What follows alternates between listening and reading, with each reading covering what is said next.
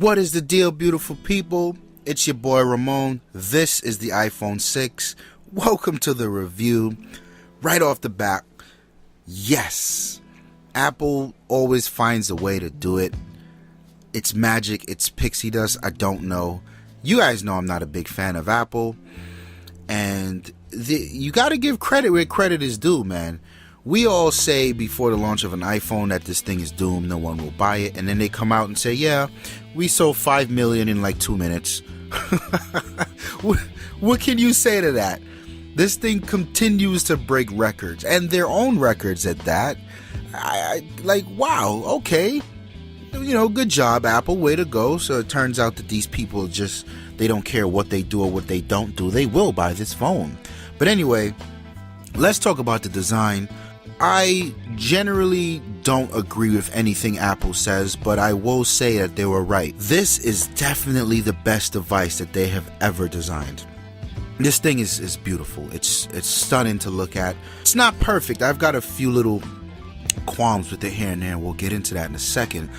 But by and large, my God, this is beautiful. This is what a phone's supposed to look like. It's a marvel to see how they obsess over what this phone is, what it strives to be. On the left side of the device, things are sort of the same, but we get a redesign for the volume up, volume down button. They're a little elongated. They're easier to press if you can hear it. There's a click to it now that wasn't there before.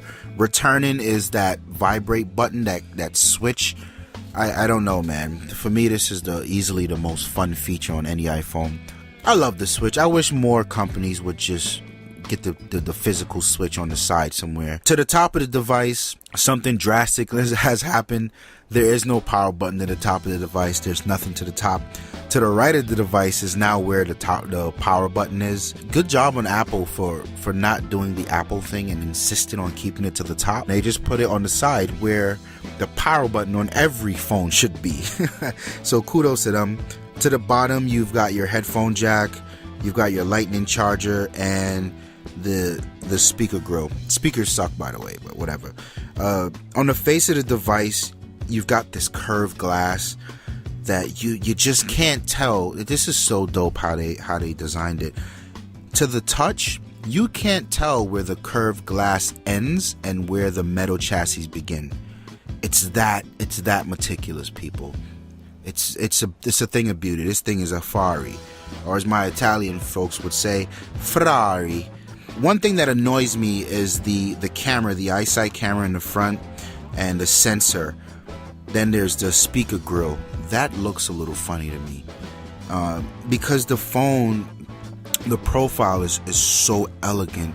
I feel like those things being off-centered sort of throws the device off a little, and it's not a big deal. That's me nitpicking, but it's something that I did notice. Now, onto the back of the device. This is where I can say I don't like it. These white lines, I don't know why these lines are here. I don't like them. It's very, I don't know. It's a very jarring effect when you look at it and you give the flow of the device from the front to the back, and then you see these lines. It's like, what is that? It almost feels like it's some sort of protective sticker that comes with the phone, and you should be able to peel it off to see what it really looks like. Yeah, but I don't like that contrast, and it looks particularly hideous with the gold. That has to go. Something needs to be done there. Also, what I don't like was the placement of the camera off to the left. It just throws off the symmetry of the device, man. And I can't help but block the camera every time I try to take a picture. You know, that's something that your muscle memory will fix. You'll learn how to hold it so you don't block the lens in time. But for me, it was a very big issue. I blocked the lens every time I went to take a picture. Then there's also the protruding camera. Now, let me just set the record straight. I owned a Nokia 1020, and the camera on the back of that thing most definitely was protruding, and it wasn't an issue for me. And now I own a 1520, and the back of that camera comes out a little bit. Not an issue for me. And here it is on the iPhone. They're doing the same thing, and that's not an issue for me. What is an issue though is I would have preferred, if I had my preference, I would prefer the camera to be flush, because when you put it down on the on a flat surface like a table, it rocks a little, not a big deal. Definitely doesn't rock as much as my Nokia's, but I feel like Apple really sacrificed I don't know what to call it, the small things for just how thin this device is. I feel like the device should have been a little thicker to have the camera flush and a bigger battery. Oh, we're going to talk about battery in a little bit. Back to the front of this thing, you got a 4.7 inch IPS LCD display. In all fairness, this is the big deal with this iPhone. The iPhone 6 and the iPhone 6 Plus, it's all about the bigger device, the bigger screen size. That's it, people. This is the star. This guy here comes in a little over 720p. So you're getting 1334 by 750 resolution, and it's sporting about 320 something pixels. I think it was 326 to be exact. I can understand why there's some conversation here. Some people wanted a 1080p display. You only get the 1080p display if you get the Plus, but you got to understand where Apple comes from with this. Their deal is, let's not make an overkill statement here. The objective is for you not to be able to see pixels. Apple was able to hit that magic number where they felt like, yeah, the pixels from where you're holding this phone to where you're reading, you won't see pixels, and that's it. That's where we'll stop. I have no quarrels with that. You know, it's not a big deal. I think the display is fine. It's very comfortable to read in outdoor situations and in low light situations as well. You can get that screen really dim. So yeah, they did a number on the display. Kudos to them for finally offering a bigger iPhone, a bigger display size, and it's still very gorgeous to look at. In the specs department, this is where things get a little interesting, and you gotta sort of decide what side of the spectrum you land. Are you a spec whore, or are you just about the experience? If you put this next to a flagship Android device or even a flagship Windows Phone device, it can't compare. It can't compete. This thing is in the spectrum of smartphones. This thing is probably a nicely spec'd medium to mid-tier device. I'm just calling it. It is what it is. It's got the new A8 processor that's clocked at 1.4 gigahertz, dual core, by the way. And I know a lot of the spec guys are turning their nose up at this because they're used to quad core and octa cores coming soon. But listen, as long as your software is optimized to use whatever hardware you have, this is not a problem. It's got a gig of RAM. And again, a lot of us are used to the bare minimum being 2 gigs, but Apple knows what they're doing. It's got that co-processor, the M8, which helps with a lot of their health features, so on and so forth. They finally got NFC going on this guy, which will play a very big role with the upcoming Apple Pay. But NFC is not open to the operating system, so you're not going to be bumping phones to transferring anything anytime soon. I did some digging, and I still can't find an answer as to if Apple's going to open NFC to the OS, or they're just going to keep it there for the Apple Pay. And it would make sense if they don't open it, because they've got their AirDrop, right? AirDrop is a very dope feature, and I think that was an awesome solution to NFC. So I don't see why they should open it up and just give an extra layer of confusion. It makes no sense. Wi-Fi calling was another feature I thought that should be mentioned here.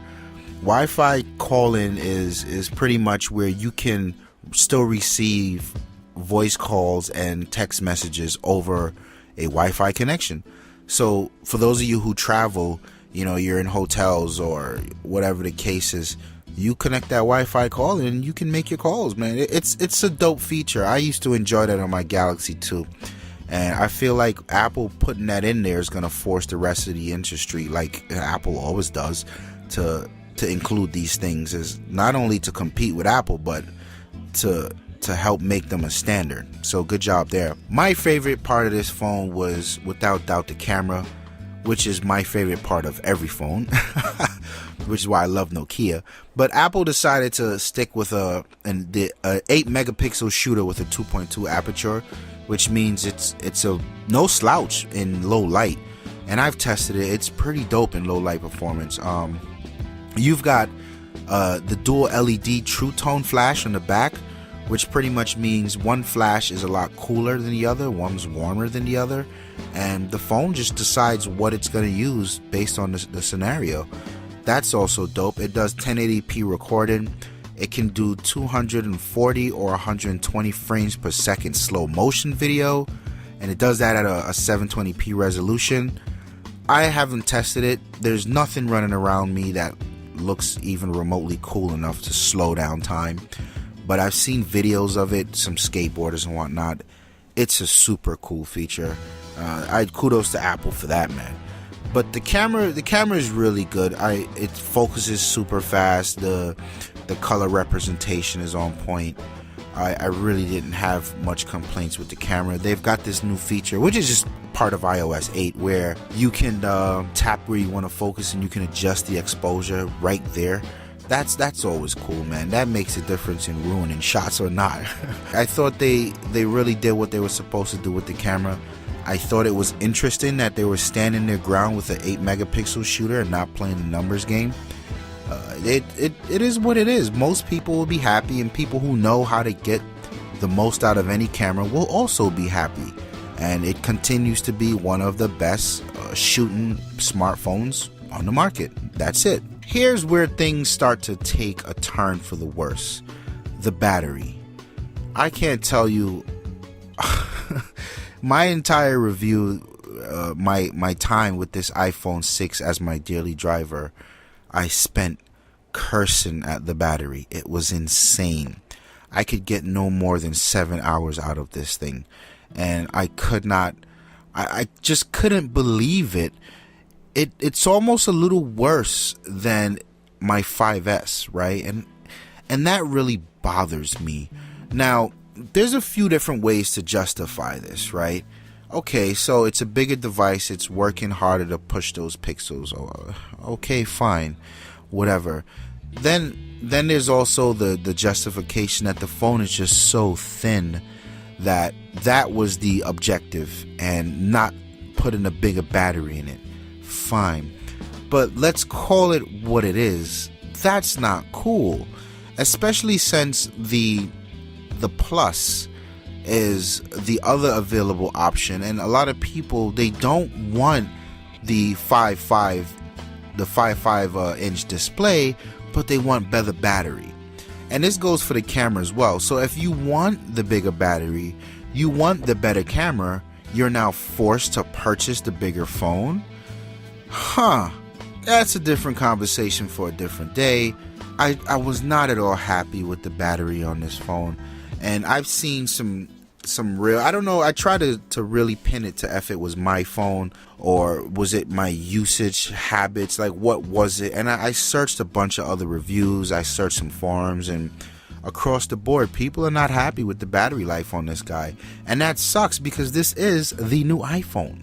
I could have ended this review early and just give the iPhone complete praise, which it does deserve. It's a beautiful device. But the experience I had with iOS 8 was just terrible. I was so frustrated. And let me clarify something. I've had an iPhone 5 and an iPhone 5S as my work phones. So I've been using these things, but I use it for email, I use it for text, and I use it for phone calls. It's a different story when this thing transforms into your daily driver for your personal life, when it manages every aspect of your life. I was not happy with iOS 8, and it started with the simple things where, I set it up, I got some music on it, I got my Xbox music, I'm walking to the train station, and a Facebook notification came in. It lowered the volume of my music to play the notification. Like, it struck me as strange, and then it happened again before I got on the train. And then I got off the train, and on my walk to work, it happened 3 more times. That annoyed me to no end. Like, I could not enjoy my music, and it completely dragged me out of my place of zen is what I like to call it, because that's how I prepare for a rough day at work. You know what I mean? I listen to my music and I get in the zone. I could not believe, and like I searched high and low. I asked my XDA boys if they had it. Like, there's got to be a way to turn that off. There's no way to turn that off. I was not happy. Then I ran into an issue where my Gmail wasn't pushed. My old trick of setting up Gmail as an exchange was not working, because apparently Google killed that a while back.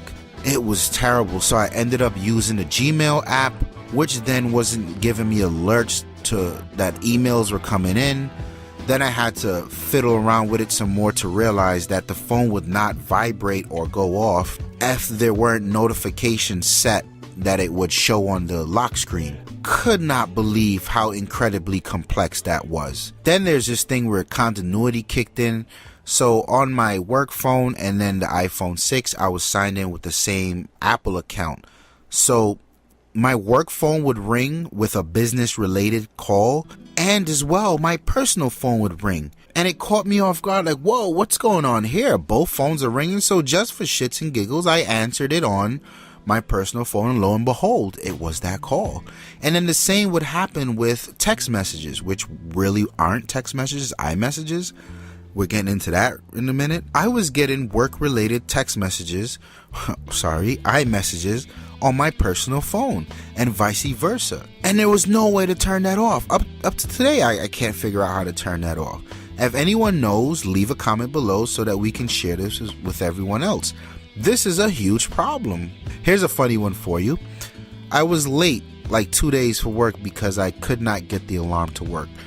So every time I get an Android phone to test, or I get a new Android phone, the first thing I do is I hit the Play Store, and I downloaded an alarm app.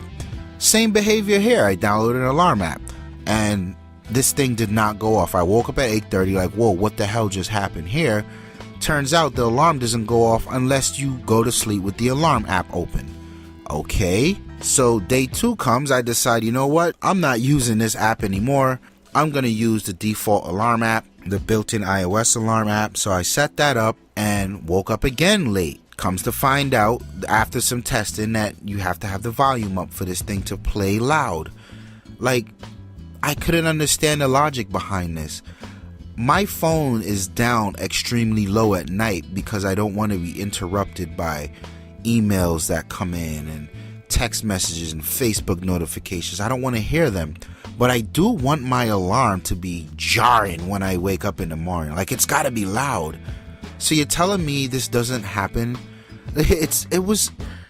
I couldn't get it, man. I couldn't wrap my head around. I was so annoyed. And the final straw was today, where I couldn't take it. I had to put my card back in my 1520 just to enjoy the simple things in life, like how a phone should work, if you will. And I spoke to my mom briefly. She was going to text me some important information, and I waited for about an hour and a half. Did not get the information. Got home, still didn't get her text, and I thought it was strange. So before I went to call her, I actually plugged in the iPhone 6 to charge, because it was dead. And I turned on the Wi-Fi, just to make sure everything was updated. Any last minute changes I could catch before I did the review. And lo and behold, there was the text message from my mom. I can't believe this is still an issue, however long after iMessage was out. Now, the issue here is her phone looks to send an iMessage before text. And because that iMessage account is active on my phone, on the iPhone, it sent it as an iMessage. But I'm no longer using the iPhone. I'm using my phone. So I'm using my Nokia. Now, in her phone, it will forever send an iMessage account. So in theory, I'm never going to get another text message from my mother. Wow. So what I hope is the solution to this, right, was to go into the iPhone and sign out of iMessage and remove my Apple account. From what I read, that should have done it. I have to test later tonight and see. But these are the little things that just made my experiences with iOS just painful. I understand you gave us beautiful hardware and you gave us a much bigger display, but it still feels very much empty. Aside from the frustrations I personally had with iOS, because a lot of these iPhone users, all of what I just explained is not an issue. And I get it. You know, we all settle. Like, I settle for a Windows phone because I think it's a much more elegant experience, and I don't use much apps. You guys or iPhone users settle for a lot of these little nuances and annoyances because you want apps, and that's okay.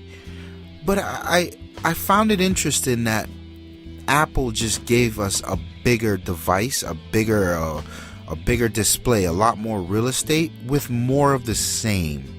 You know, even though there's widgets in the notification curtains, that's not enough. When I turn on this phone, it's still the same grid of icons, and that to me really pulls me out of the excitement of this new iPhone. Like, sure, I got a bigger screen to do nothing with. You know, I ran a few tests side by side, some websites on the 5S and the 6, and the bigger display literally made no difference. It was insane to see that. And with the iPhone 6 Plus, there's a huge difference, right? Like, you can do things like run the Mail app in a whole new iPad-esque mode where it's got the subjects to the left and a preview of the email to the right. There's none of that on the iPhone 6. It's literally just more of the same with a bigger device. So, listen, overall, I think this phone does exactly what Apple needs it to do. If you're an iOS fan, this phone is for you. Congratulations. Welcome to 2012 with a 4.7-inch display. If you're not an iOS fan and you've been looking to possibly get back into it, no, this is not it. iOS 8 right now is it is not nice. I mean, for crying out loud, they just released an update that screwed up the Touch ID and puts the phone in a state where it can't get a cell phone signal. So there's some bugs to work out. There's tons of bugs in iOS 8, let me tell you. But coming from Android I think coming from Android or Windows phone with a decently sized display with an experience to go along with that display, you don't want to go back to iOS 8. You won't be happy. I think business as usual with the iPhone 6. That's what I'll say. Beautiful device. The experience is what you can expect, and this thing is gonna move units. My name is Ramon. This is the iPhone 6. Leave a comment, like the video if you like the video. Holla at us. Don't be scared to subscribe, man. I'm out of here. Peace.